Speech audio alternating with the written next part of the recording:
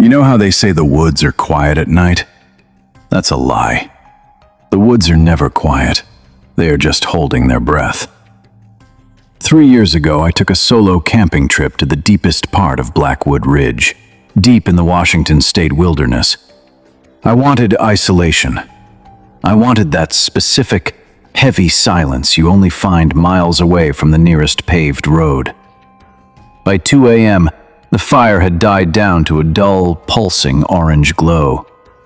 I was sitting in my folding chair, staring into the abyss of the pines, when the forest stopped. I don't mean the birds stopped chirping. I mean the wind died, the crickets went silent, and the very air felt like it was suddenly vacuum-sealed. Then I heard it, a sound that doesn't belong in nature. It was the sound of a heavy, wet boot stepping onto a dry branch. Snap. Then another. Snap. Someone or something was walking at a steady, rhythmic pace, circling the perimeter of my campsite. It wasn't trying to hide. It was patrolling. And as the sound got closer, to the edge of my tent, I realized with a jolt of cold terror that the footsteps weren't coming from the ground. They were coming from the canopy above. The story, 1:30 to 5. I didn't move. I couldn't. I gripped the armrests of my chair until my knuckles turned white. My flashlight was sitting on the ground, but I was terrified to reach for it. If I turned it on, I would see what was out there.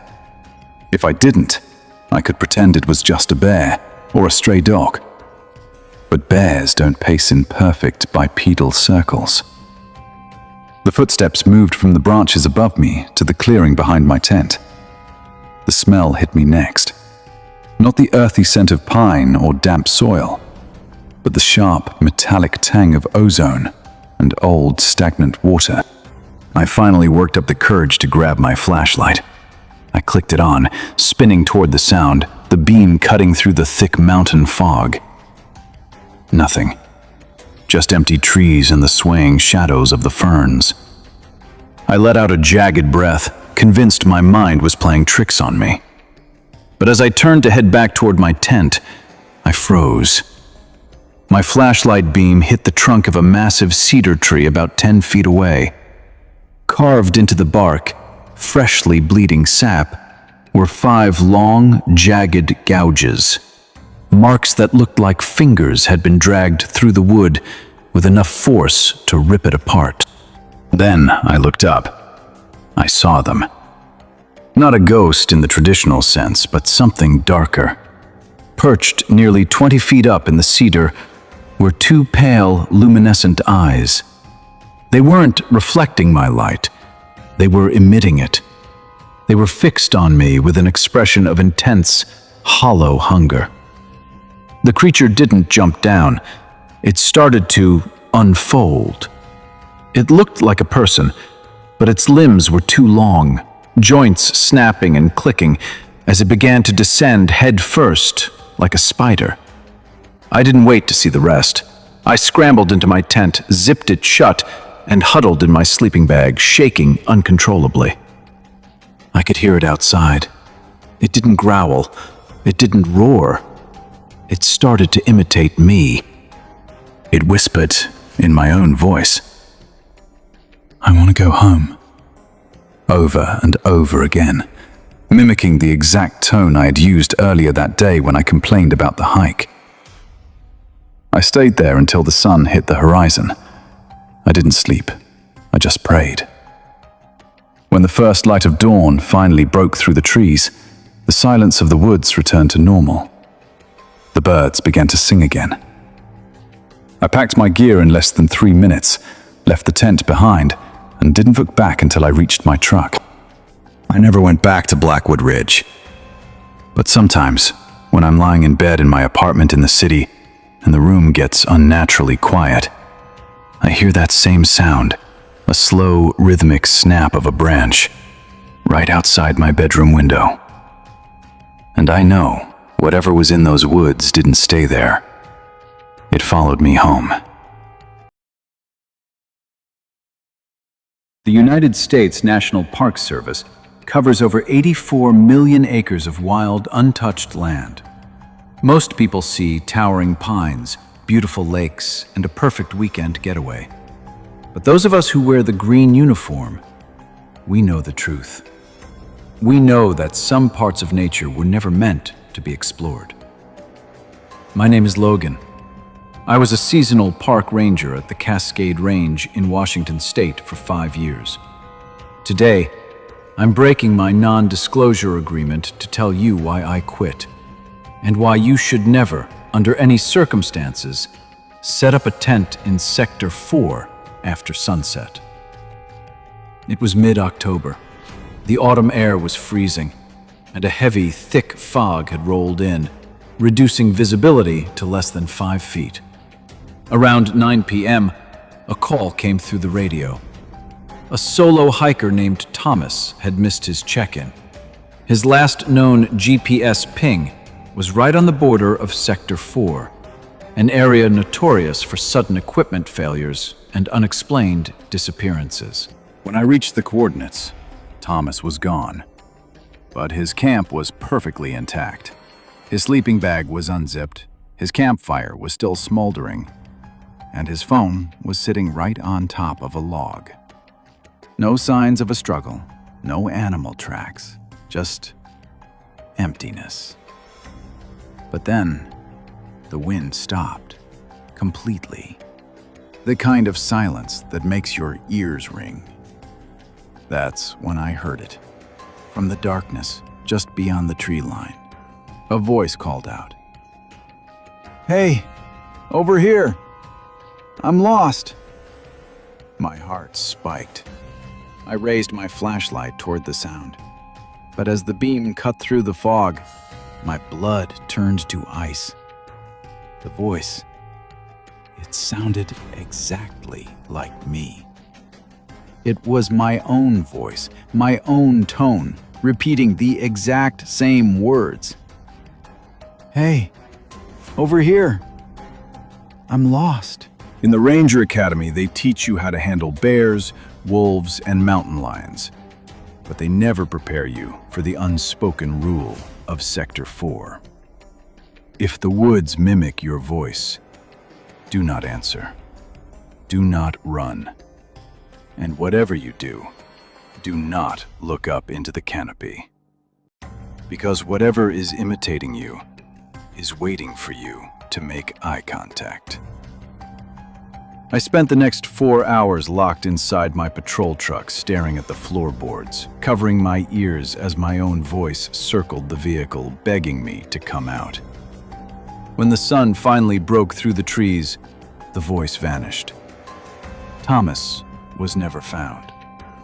The official report listed his disappearance as lost due to hypothermia. But I know better. I turned in my badge the very next morning. So, if you ever find yourself camping in the deep woods of Washington, and you hear a familiar voice calling your name from the dark, unzip your tent, pack your bags, and pray that you reach your car before the trees start talking back. Sleep well. The Echoes of Blackwood Ridge. It was supposed to be a simple 3-day trip. My buddy Mark and I had been planning this getaway for months. We were looking for a true escape from the relentless grind of Chicago, and the Blackwood Ridge National Forest in rural Pennsylvania seemed like the perfect spot. Thick, suffocating woods, miles away from any cell service, and a trail system that promised absolute solitude. We pulled up to the trailhead on a Friday afternoon, under a sky that was already turning the color of a fresh bruise. The air was heavy, smelling of damp earth and rotting pine. As we hiked in, the forest felt oppressive. It wasn't the quiet of nature. It was a heavy, expectant silence, like the woods themselves were holding their breath. The discovery. By the time we reached our designated campsite, night had fallen fast. We set up our tent in a small clearing surrounded by ancient, towering oaks that seemed to bend inward, blocking out the starlight. That night, the temperature plummeted. We sat by a small fire, the crackle of burning cedar the only sound in the vast darkness. Around 2 a.m., Mark went to kick dirt over the embers. He suddenly stopped, his flashlight beam cutting a sharp, trembling path through the fog. "Hey," he whispered, his voice tight. "Come look at this." I walked over. About 30 feet from our tent, pinned to the bark of an old pine tree with a rusted, vintage railroad spike, was a photograph. It was black and white, depicting a group of people sitting around a fire. The detail that made my skin crawl wasn't the image itself. It was the fact that the people in the photo were sitting in the exact positions we had been sitting in just minutes ago. And they were staring directly at the camera, their faces blurred, as if they were mid-scream. We didn't sleep. We huddled in the tent, listening. At first, it was just the wind. Then the rhythmic thud, thud, thud started. It sounded like heavy boots walking in a slow, deliberate circle around our campsite. I kept my hand on my pocket knife, my heart hammering against my ribs so hard it felt like I was bruised. I called out, "Who's there?" The forest went deathly silent. No crickets, no rustling leaves. Then, from right outside the tent flap, came a voice. It didn't sound human. It sounded like someone trying to mimic a voice they had heard once, long ago, layered with the rasp of dry leaves. It said, "You're sitting in the wrong spot." Mark grabbed his flashlight and swung the tent flap open, beaming the light into the darkness. Nothing. But when he swept the beam toward the ground, he let out a choked gasp. Around our tent, in the soft mud, were dozens of barefoot prints. They weren't coming from the woods. They were coming out of the ground, circling inward, their toes pointed toward our tent door. The flight we didn't pack. We didn't fold the tent. We grabbed our packs and bolted. We ran through the pitch-black woods, guided only by the frantic swings of our flashlights. Behind us, the woods erupted in sound. Not the sound of someone chasing, but the sound of something waking up. The trees groaned as if being pushed, and we heard the unmistakable sound of wood splintering, right where we had just been sleeping. We didn't stop running until we hit the gravel road where we'd parked. My truck wouldn't start at first, the engine coughing in the damp air. As I hammered the steering wheel, I glanced at the side mirror. Standing at the edge of the woods, just where the forest met the clearing, was a man. He was wearing clothes that looked like they belonged to a different century, threadbare, stained, and tattered. He wasn't moving. He was just standing there, holding a small silver hammer, watching us with eyes that reflected no light. When the truck finally roared to life, I didn't look back. I drove until the sun came up, until we hit a gas station with bright, buzzing, fluorescent lights. We never told anyone. We told ourselves it was a prank, a local legend gone wrong, or a hallucination brought on by exhaustion.